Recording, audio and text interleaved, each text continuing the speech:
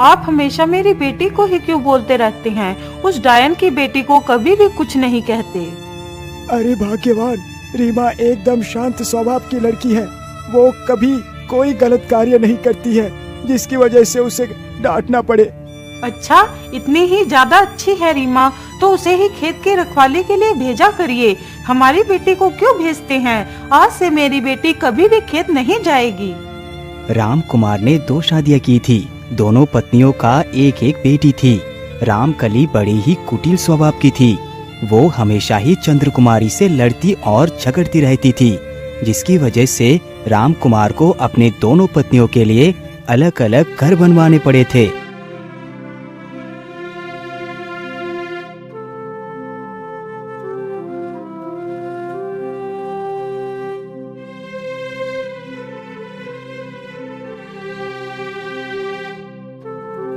अरे बेटी रीमा, आज से तुम रोज खेत की रखवाली के लिए जाया करोगी। ठीक है पिताजी, मैं आज से ही खेत की रखवाली के लिए जाती हूँ। इतना बोलकर रीमा खेतों की तरफ निकल पड़ती है।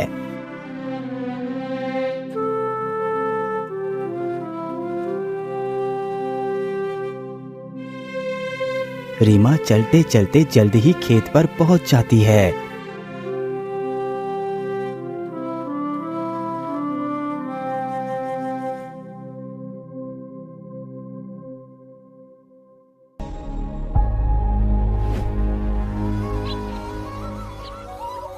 अरे वाह, खेतों पर आकर तो कितना अच्छा लगता है। यहाँ की सुंदरता को देखकर तो मन को कितनी शांति मिलती है। रीमा वही चट्टान पर बैठकर गीत गाने लगती है।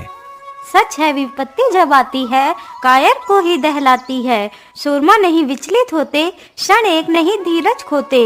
विघ्नों को गले लगाते हैं, कांटों में भी राह बनाते हैं। वाह रीमा वाह, तुम तो कितना मधुर गीत गाती हो। मैं तुमसे बहुत प्रसन्न हूँ, इसीलिए मैं तुम्हारे साथ ही विवाह करूँगा। अरे, ये किसकी आवाज है? ये आखिर कौन है जो मुझसे विवाह करने की बात कर रहा है? कहीं ये मेरा भ्रम तो नहीं? मैं ऐसा करती हूँ, यही गीत एक बार फिर से गाती हूँ। सच है, विपत्ति जब आती है कायर को ही दहलाती है। सूरमा नहीं विचलित होते, क्षण एक नहीं धीरज खोते। विघ्नों को गले लगाते हैं, कांटों में भी राह बनाते हैं। वाह रीमा वाह, तुम तो कितना मधुर गीत गाती हो। मैं तुमसे बहुत प्रसन्न हूँ, इसीलिए मैं तुम्हारे साथ ही विवाह करूँगा। अरे, मुझे लगता है ये आवाज इस जंगल के भीतर से आ रही है। चलो इसके अंदर चलकर देखती हूँ। रीमा जल्दी से जंगल की ओर जाती है।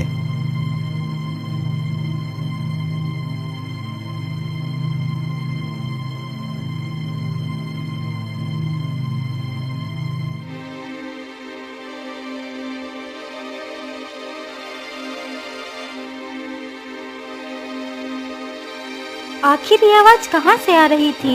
यहाँ पर तो कोई भी नहीं है।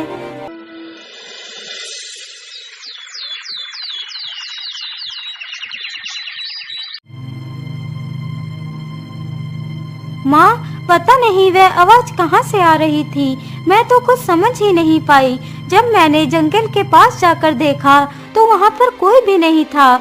माँ, अब से मैं खेत पर नहीं जाऊंगी। अरे बेटी, क्या बात है? आज तुम खेत पर क्यों नहीं गई? अब तक तो तुम्हें खेत पर होना चाहिए था। नहीं पिताजी, अब मैं खेत पर नहीं जाऊंगी। लेकिन क्यों बेटी, तुम खेत पर क्यों नहीं जाओगी? राम कुमार के पूछने पर रीमा सारी कहानी अपने पिता को सुनाती है। अरे बेटी, तुम ये कैसी बात कर रही हो? भला ऐसे कैसे हो सकता है? नहीं पिताजी, मैं एकदम सत्य कह रही हूँ। यदि आपको मेरी बात पर विश्वास नहीं तो आप मेरे साथ चलकर देख लीजिए। इतना कहकर रीमा तथा उसके माता पिता और गांव के कई सारे लोग राम कुमार के खेत पर जाते हैं।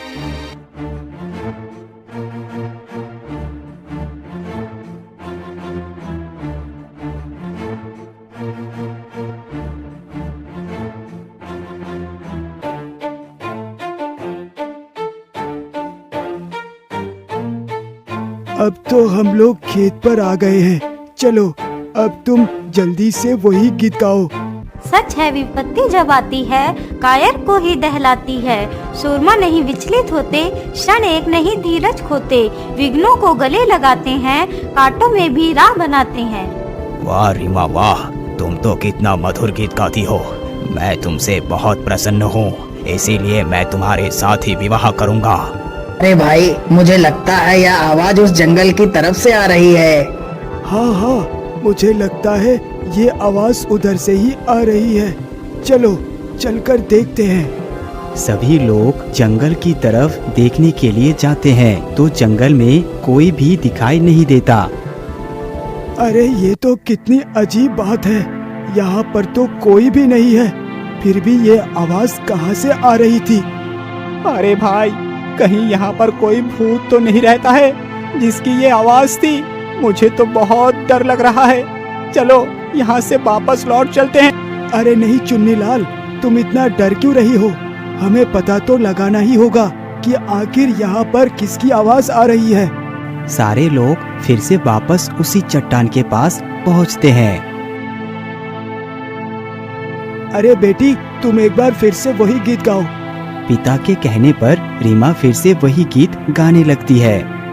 फिर से जंगल से वही आवाज आती है। अरे कौन है उस जंगल में? कौन बार बार मेरी पुत्री से विवाह करने की बात कर रहा है? यदि तुम सच में हमारी पुत्री से विवाह करना चाहते हो तो मेरे सामने आओ। हाँ हाँ, मैं तुम्हारे सामने आऊंगा, लेकिन उससे पहले तुम्हें मुझसे एक वादा करना होगा। हाँ हाँ बोलो, तुम क्या वादा करवाना चाहते हो? मेरा वादा यही है कि मैं तुम्हारे सामने तभी आऊंगा यदि तुम अपनी पुत्री का विवाह मुझसे करने का वादा करो।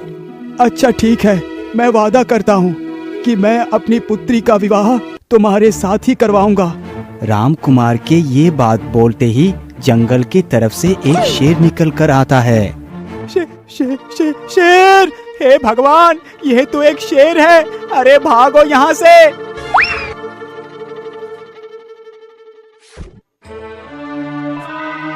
आपके वादे के मुताबिक मैं आपके सामने आ गया हूँ। अब आपको अपनी पुत्री का विवाह मेरे साथ करना होगा। नहीं पिताजी, मैं भला एक शेर के साथ विवाह कैसे कर सकती हूँ? नहीं जी, आप ये विवाह नहीं कर सकते। आप अपनी बेटी का जीवन भला कैसे बर्बाद कर सकते हैं?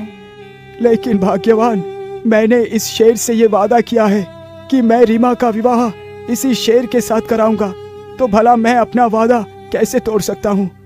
जब ये खबर रामकली को मिलती है कि रीमा की विवाह एक जानवर के साथ होने जा रहा है तो वो मन ही मन बहुत खुश हो जाती है। अरे वाह वाह, यह तो बहुत अच्छी खबर सुनाई तूने। धीरे धीरे वो समय भी आ गया जब रीमा को उस शेर को अपना पति स्वीकारना था। बेटी, अब तुम बरमाला पहना दो। इतना सुनते ही रीमा अपना बरमाला शेर के गले में पहना देती है।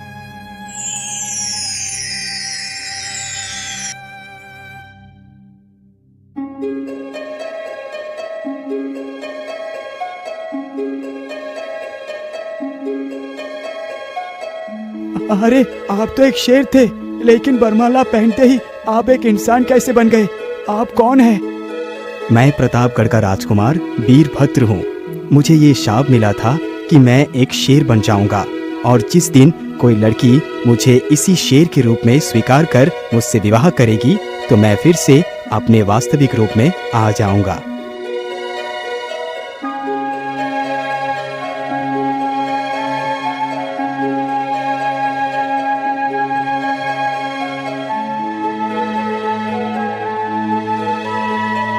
अच्छा पिताजी, अब मैं रीमा के साथ वापस अपने राज्य लौटना चाहता हूँ। मुझे जाने की आज्ञा दें। ठीक है बेटा, जरा ध्यान से जाना।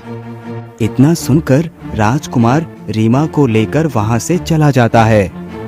अरे वाह, इसे तो घर बैठे ही अपनी पुत्री के लिए राजकुमार मिल गया। अब चाहे कुछ भी हो जाए, मैं भी अपनी पुत्री के लिए राजकुमार ही ढूंढ कर लाऊंगी। अरे बेटी, जल्दी से जंगल चलो, मैं तुम्हारे लिए भी राजकुमार ढूंढ कर लाऊंगी।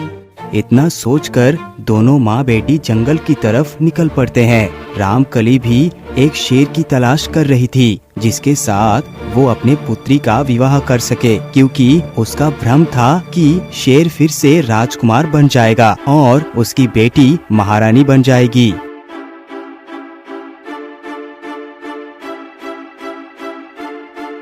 अरे बेटी, मुझे लगता है इधर से कोई शेर ही निकल के गया है। चलो इधर को ही चलते हैं। दोनों माँ बेटी शेर के पैरों के निशान को देखते देखते वहीं पर पहुँच जाते हैं जहाँ पर एक गुफा थी।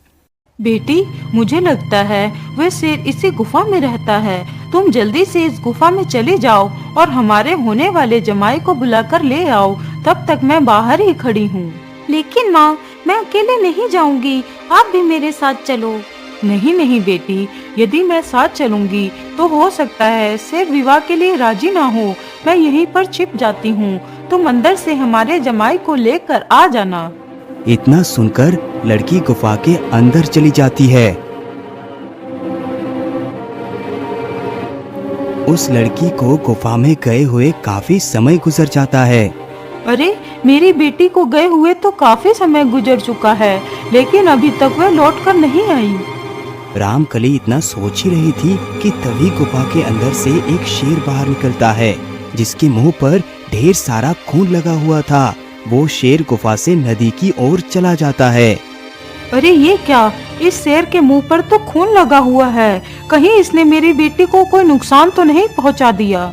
इतना सोचकर रामकली जल्दी ही गुफा के अंदर जाती है तो दिखती है गुफा के अंदर सिर्फ और सिर्फ उस लड़की के कपड़े ही मिलते हैं और कुछ नहीं, जो कपड़े खून से रंगे हुए थे।